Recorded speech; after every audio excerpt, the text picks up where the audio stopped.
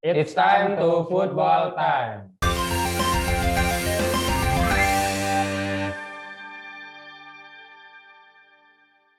Bersama saya Evan Fajar dan juga ada rekan saya Adi Manggala Saputro. Nah, kali ini Football Time akan membahas tentang babak semifinal Piala Eropa atau Euro 2020, Mas. Sejauh ini kan sudah ada 4 tim ya, Mas, yang memastikan diri ke babak 4 besar. Di antaranya adalah timnas Italia, timnas Spanyol, timnas Inggris, dan juga timnas Denmark. Tapi sebelum itu, kita sedikit mengulas, Mas, bagaimana persaingan ataupun juga pertandingan di babak perempat final ya, Mas? Iya, benar, Mas. Nah, di babak perempat final ini, matchday pertama atau pertandingan pertama itu menyuguhkan pertandingan atraktif nih, Mas. Ya kan? Itu ada Swiss versus Spanyol. Betul. Ya kan? Di perempat final ini memang nggak disangka nih, Mas. Ya kan? Swiss kembali bisa membuat kejutan nih dengan menahan imbang Spanyol hingga babak adu penalti. Dan pada akhirnya meskipun Swiss kalah, tapi apresiasi tinggi patut diberikan pada Yann Sommer dan kawan, Mas. Karena berhasil menahan imbang nih Spanyol nih kan, kandidat juara juga nih. Dan skor akhirnya 3-1 ya, Mas ya? 3-1 melalui drama adu penalti. Nah, sebelum menghadapi Spanyol ini memang Swiss kan sebelumnya menyingkirkan Prancis ya, Mas. Iya, benar. Itu juga melalui drama adu penalti, dan kembali pada pertandingan melawan Spanyol juga harus dituntaskan dari tendangan penalti, Mas.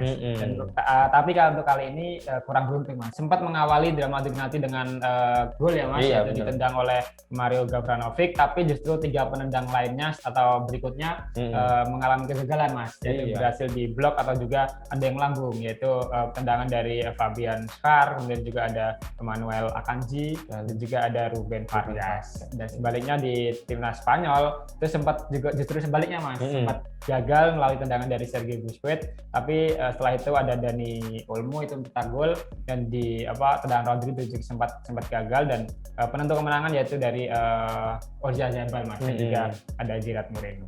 Nah, ini Swiss ini juga emang berat nih, Mas, karena kan 2 pertandingan terakhirnya itu harus dilewati dengan adu babak penalti, yang otomatis itu kan secara fisik juga mereka kelelahan, sangat kelelahan tentunya, Mas. Apalagi ditambah dengan salah satu Agustus nggak main, Granit Xhaka ya. Sehingga mungkin motivasi dan mungkin kepercayaan diri dari Swiss itu berbeda ketika melawan Prancis kemarin.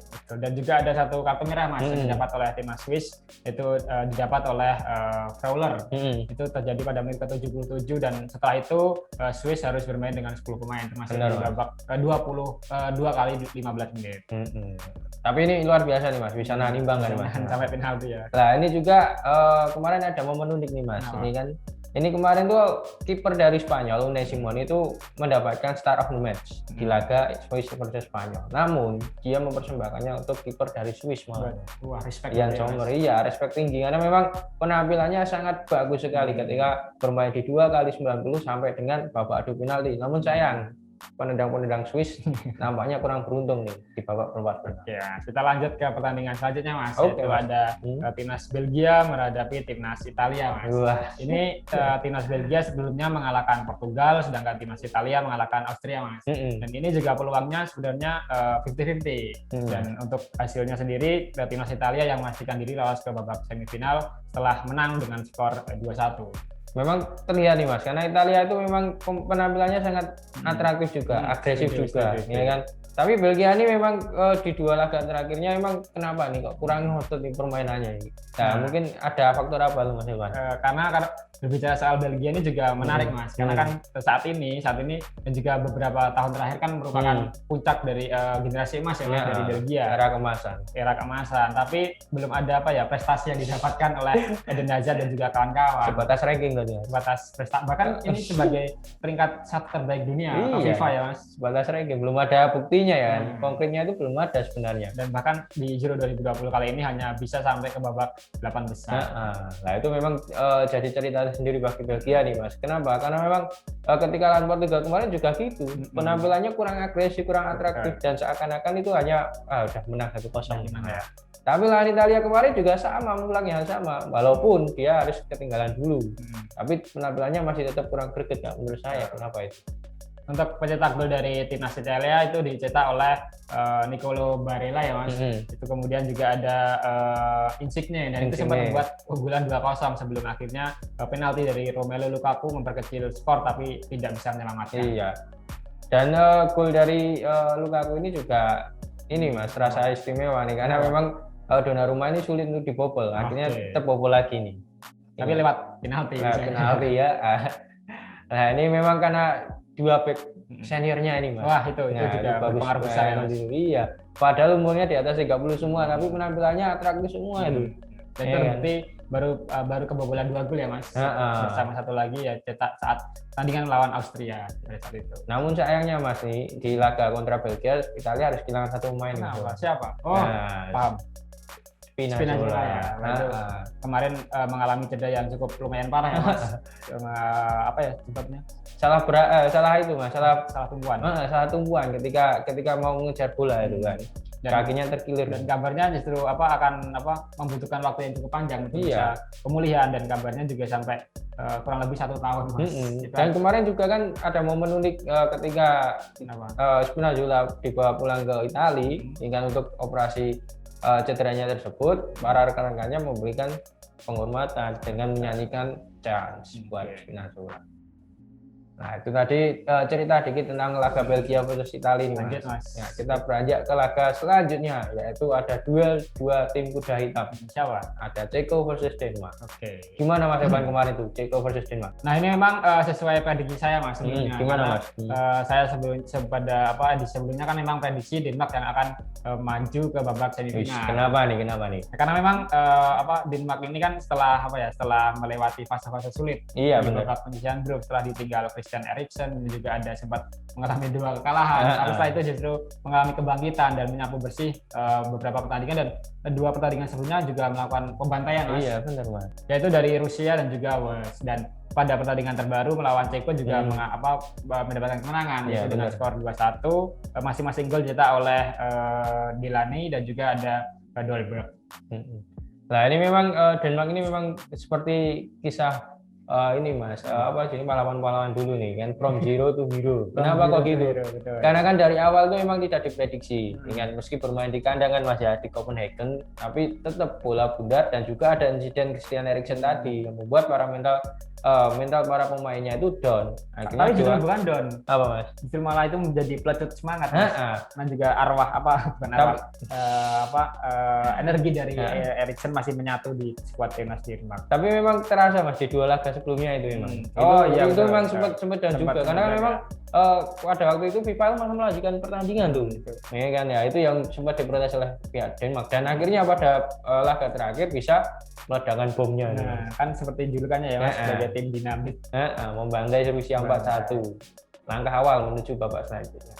Nah, itu 1 gol dari Ceko dicetak siapa nih Mas? Nah, kalau dari Ceko dicetak oleh Patrick Schick. Ini juga cukup mengejutkan Mas. Ini sekaligus menyamai torehan gol dari seorang Cristiano Ronaldo Mas, dengan 5 gol ya di daftar top skor Euro 2020. Tapi sayangnya keduanya tidak akan bisa menambah pundi-pundi golnya karena kan sudah mentok karena sudah tersingkir di pergelaran 4 tahunan. Bener. Sebenarnya Patrick Schick ini pemain muda ya Mas ya, berusia 25 tahun. Tapi memang sayang nih kenapa kok kiprahnya malah nggak berlanjut, padahal kemarin penampilannya bagus sekali. Golnya kan juga bagus Mas ya. Bagus Mas. Dari first time juga, dari volley, tendangan jarak jauhnya juga. Ya udah, ini memang mungkin cerita Patrick Schick bisa dilanjutkan juga lagi atau Euro selanjutnya. Nah, itu tadi ulasan sedikit duel 2 tim kuda hitam, Denmark versus Ceko versus Denmark, dan kita beranjak lagi nih Mas Dewan. Pertandingan terakhir di babak perempat final yaitu ada Inggris versus Ukraina Mas. Wah, ini justru di luar prediksi Mas. Ya, kenapa ini? Karena prediksinya memang benar Inggris akan lolos, tapi gitu. Tidak akan sampai menang dengan skor telak 4-0 ya bahkan. Wah, tega sekali nih analisnya dari Gareth Southgate ini. Kayaknya Inggris ini nabung dulu Mas. Sempat puasa ya, 1-1 langsung 4 ini. 1-1, 2, 4. Nah, di terakhir 4 unik ini. Itu juga sekaligus menjawab keraguan karena sempat lini depan dari timnas Inggris ini kan sempat menjadi sorotan karena tidak banyak gol yang dicetakkan, meskipun di sana ada nama-nama seperti Harry Kane, Sterling, dan juga ada Ferran Torres juga. Dan banyak juga komentar dari netizen itu yang itu Mas, sama kayak Mas Ewan tadi, ternyata itu Harry Kane bukan mandul tapi telat panas. Betul. Nah, ya udah akhirnya dia bisa mencetak 2 gol di laga lawan ini ya Mas, lawan Ukraina ya kemarin. Dan 2 gol lainnya yaitu dicetak oleh Harry Maguire dan juga ada Henderson ya Mas. Henderson baru masuk itu padahal. Itu juga menjadi pemain debut di Euro 2020 dan langsung mencetak gol ya Mas. Nah ini ada yang spesial lagi Mas, nih, jangan lupa nih Mas. Nah, mainnya ya winger baru Manchester United. Iya. Kenapa Sancho? Ini unik juga Mas. Kenapa kok bisa Sancho itu kok malah dimainkan setelah dia diumumkan secara resmi sebagai rekrutan baru Manchester United. Padahal kan secara keseluruhan ataupun skuad yang dibawa Sancho itu ada di bangku cadangan. Itu gimana Mas? Ini saya punya teori konspirasi. Kenapa itu ada teori konspirasi? Soal Jadon Sancho ini kan sebenarnya kan sudah mendapatkan kesepakatan ya sama Manchester United, tapi belum ada keterangan resmi dari kedua belah pihak, dari Manchester United maupun juga dari Borussia Dortmund. Dan mungkin alasan dari Gareth Southgate tidak menurunkan Jadon Sancho sebagai starter dari 4 laga atau 3 laga, 4 laga ya Mas? 4 laga itu juga mungkin ada alasannya Mas. Nah, alasannya mungkin andai Jadon Sancho ini dimainkan di Euro 2020 dan apabila juga bermain dengan apik, moncer dan juga mencetak gol ataupun assist, itu kemungkinan juga akan menaikkan harga dari Jadon Sancho. Karena Dortmund itu memang kalau terkait dengan klausul harga pelepasan pemain itu luar biasa. Pemain juga sangat ulet banget ya Mas. Iya, dari musim kemarin baru ini kesampaian ini kabarnya 85 atau 90. Kisaran segitu Mas, 85 pound sterling sampai 90 pound sterling. Nah ini kita beranjak dari Sancho. Itu tadi konspirasi Pak Mas. Aduh, konspirasi. Iya.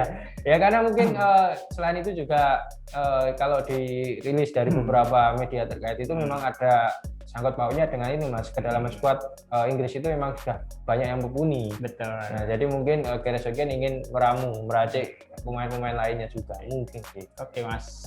Lanjut kita masuk ke babak semifinal Mas. Iya, Tadi sudah kita singgung yaitu akan ada 2 pertandingan dan satu pertandingannya ini juga sangat big match. Waduh, siapa itu? Timnas Italia menghadapi timnas Spanyol dan satunya timnas Inggris mungkin bisa bernapas lagi Mas karena akan berhadapan dengan Denmark meskipun juga tidak mengesampingkan. Iya. Bagaimana untuk kita sedikit prediksi dan juga bagaimana tim yang akan melaju ke babak final? Kita mulai di matchday yang pertama dulu ya Mas ya. Pertandingan Italia versus Spanyol akan diselenggarakan pada tanggal 7 Juli 2021 pukul 2 dini hari. Nah itu memang big match ini Mas. Kenapa bisa dikatakan big match? Karena ini mengulang final Piala Eropa tahun 2012. 2012 ya. Pada saat itu, Italia. Nah pada saat itu semua kalangan itu dikagetkan Mas. Karena memang kok bisa Italia kalah 4-0 setelah bisa menyingkirkan Jerman di babak semifinal. Betul, dan kalahnya juga di final itu. Kalahnya di final itu. Nah itu memang di tahun 2010 sampai dengan 2008 sampai dengan 2012 itu memang era kemasnya Spanyol. Penguasa Eropa dia. Ada siapa aja Mas? Itu Real Madrid aja di situ. Di Spanyol. Iya banyak itu nama-nama seperti Xabi Alonso, ada Sergio Ramos, Iker Casillas, ada Puyol juga dan juga para gelandang dari Barcelona, Iniesta, Xavi dan juga Sergio Busquets ini masih ada. Terus kemasannya Isco juga Mas. Isco dan strikernya itu sama Mas, dari Villa ya. Kalau striker emang kalau di partai final kemarin itu malah menurunkan Fabregas. Sebenarnya ada Fernando Torres tapi malah Fabregas yang dimainkan. Oke. Tapi untuk itu kan tahun 2012 Mas, dan untuk tahun 2020 atau 2021 kali ini skuad dari timnas Italia bisa dikatakan sangat berbeda ya Mas. Ya, semua ini Mas berdua. Oh iya betul. Skuad dari Spanyol juga berbeda, tidak ada pemain dari Real Madrid. Udah banget itu mencolok banget itu. Ini kalau di skuad Italia menyisakan 3 nih Mas. Ada Leonardo Bonucci, ada Giorgio Chiellini, sama satu itu Salvatore Sirigu. Itu tiga alumnus dari Piala Eropa. Nah, kalau dari Spanyol sudah tak bersisa ya Mas? Ada satu. Dua.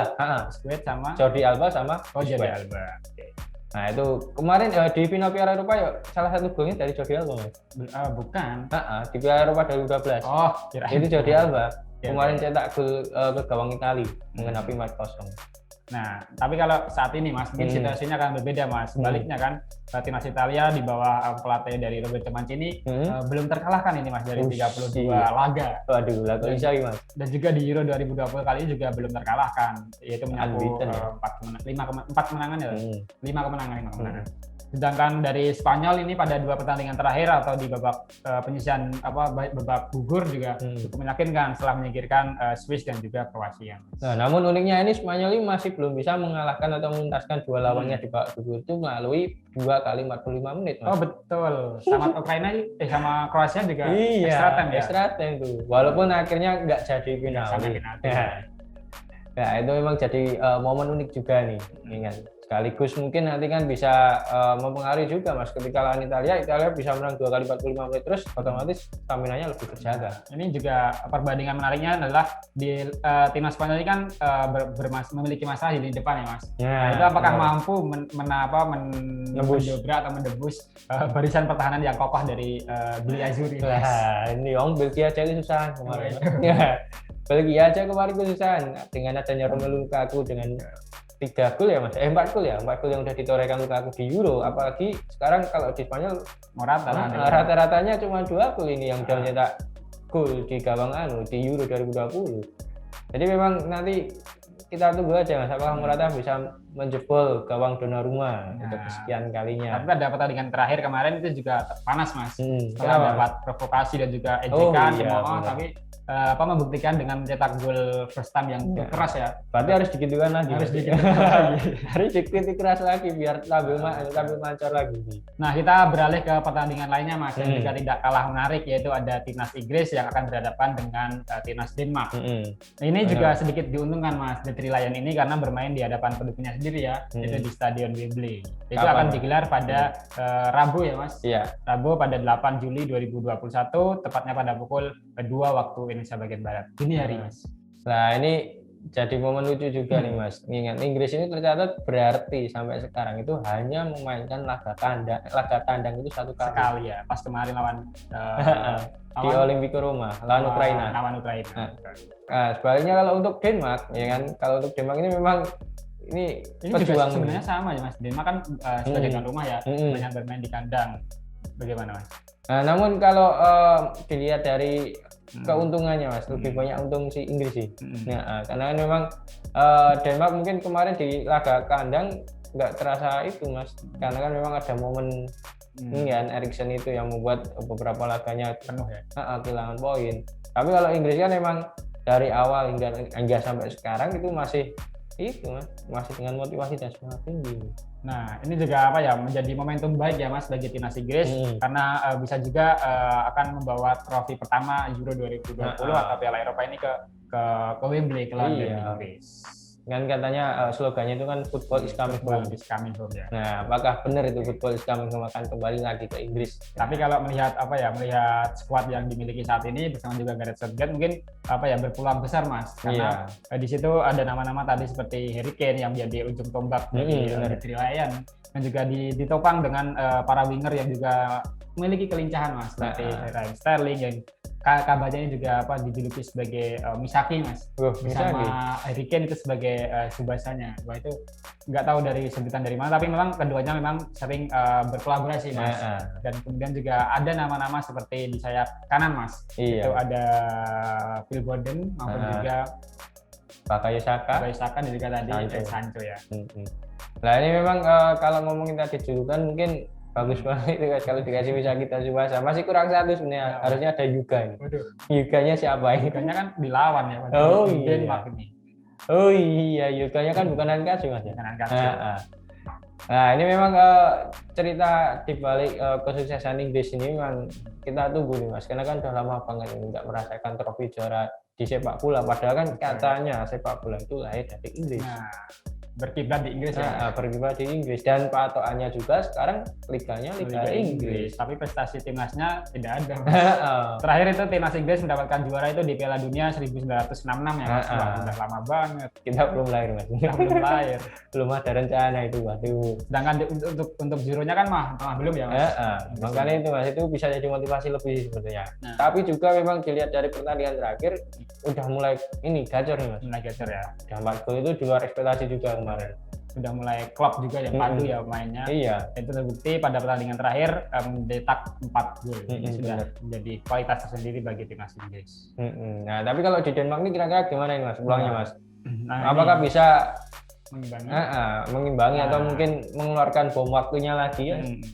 Kalau ini sih Mas, kalau lawannya Denmark mungkin masih bisa mengimbangi, tapi kalau lawannya Ceko yang lolos kemarin saya pikir pesimis lah.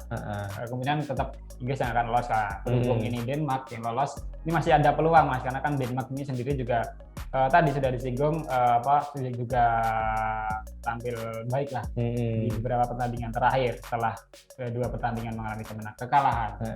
Dan juga kan memang kalau tadi menyinggung Ceko, kalau Ceko yang lolos kan dia udah pernah kalah ya Mas. Nah, pernah kalah. Lawan Inggrisnya di babak penyisihan grup kan pernah kalah 1-0. Oh iya betul. Nah itu juga mungkin kalau di semifinal mungkin ya lebih banyak ke Inggris. Tapi kalau ini Denmark, ternyata Denmark yang lolos, bisa jadi nanti Denmark mengeluarkan bom waktunya lagi nih di hadapan para pendukung Inggris di Stadion Wembley. Nah, kita tadi udah bahas terkait dengan Inggris dan Denmark nih Mas ya. Nah, kira-kira nggak afdol nih kalau kita nggak prediksi skor. Ya, karena kan nanti per match kan kita akan ulas lagi nih. Nah, nanti ya episode selanjutnya. Selanjutnya. Tapi sebelum itu Mas, saya mau tanya dulu Mas. Wah, gimana tahu nggak alasan saya nih pakai baju putih? Waduh.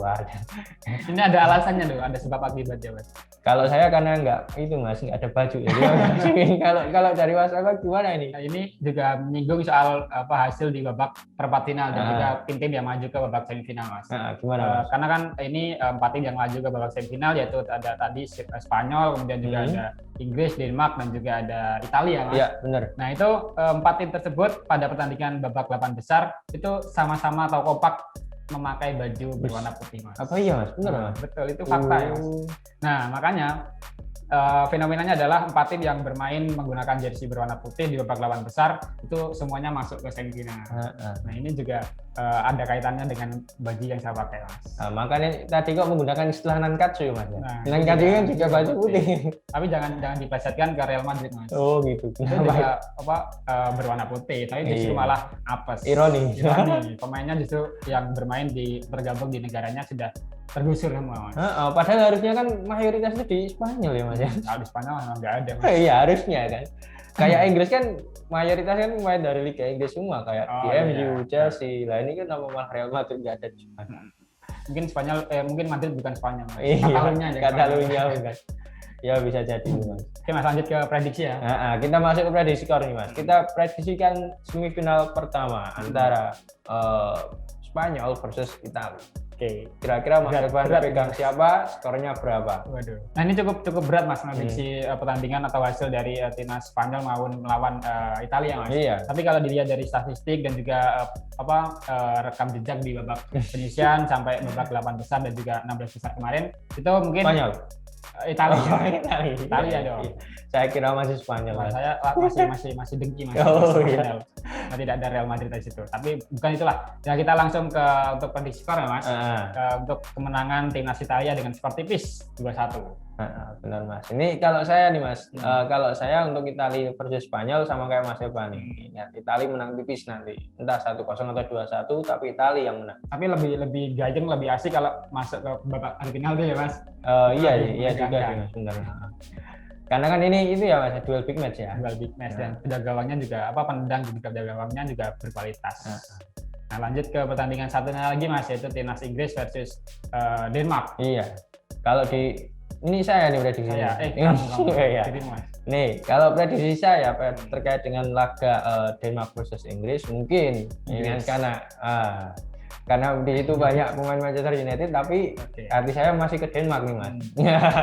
Saya milih Denmark. Kenapa kok milih Denmark? Karena memang saya mengharapkan ada kejutan baru di Euro ini. Ada salah satu tim kuda hitam sama halnya seperti Piala Dunia 2019 ketika Kroasia bisa ke final. Kalau saya tetap Inggris Mas, selain karena faktor tuan rumah juga ini skuad dari timnas Inggris sedang memiliki motivasi tinggi dan juga on fire bersama belum juga terkalahkan hingga babak final ini dan juga belum kebobolan ya Mas dari gawang yang lanjut dan Pickford ini. Nah itu juga jadi dua faktor yang bisa menambah bisa menjadi lecut semangat ya Mas untuk bisa mengalahkan Denmark dan masuk ke final nanti. Berapa skornya Mas? Tadi saya lupa juga ini. 2-0. Kalau saya cukup 1-0 Mas. Yang penting menang Denmark. Nah mungkin itu saja Mas pembahasan Football Time kita kali ini Mas, tentang babak 8 besar dan juga road to semifinal. Itu antaranya tadi ada Inggris versus Denmark, kemudian juga ada Spanyol versus Italia. Nah untuk lebih jelasnya, lebih dalamnya lagi kita akan kupas pada kesempatan berikutnya ya Mas. Di next episode Football Time selanjutnya. Kita tutup dengan salam Football Time. Terima kasih sudah nonton. Jangan lupa like, subscribe, dan share ya.